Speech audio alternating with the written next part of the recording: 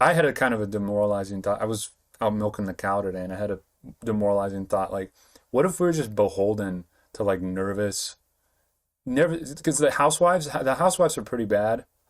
You think that like housewiving is like super trad and peaceful and all this, but when you really break it down, when you really look at it empirically, what the housewife situation is in America, it is like bored women. It is just we have to, just as an aside, just for a second, the housewiving in America, the reality of it is that the women are bored. They're bored because they are on their phones and they don't have inner lives. And so this is a bad recipe for society. Idle hands, right? We have all these labor saving devices, but then we have housewives and they're on smartphones and they're bored. And so they're looking out the window and they're anxious. They're very, very anxious. We're not heading toward such a trad society as I think some people who stump for the stay-at-home wife.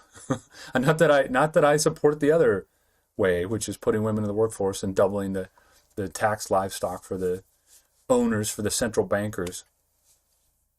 But we've got to rethink this a little bit, okay? Because these trad women too, they're all trad, but then they're on their phones all the time. They're churning butter, old-fashioned style, but then they're on their phones and they're anxious. So we need to really rethink this a little bit, because we may be beholden to the standards, and that's a higher standard, right? That's a higher standard than the single women, the childless women, or the like single mom thing that's going on, the pandemic. That's the real pandemic. We have a pandemic of single moms. It's a higher standard, the housewives, but it's a lower and it's seemingly more prevailing standard, these childless women that are running the state. We're basically going to be beholden to their whims. We are hostages to their whims until the resources actually run out.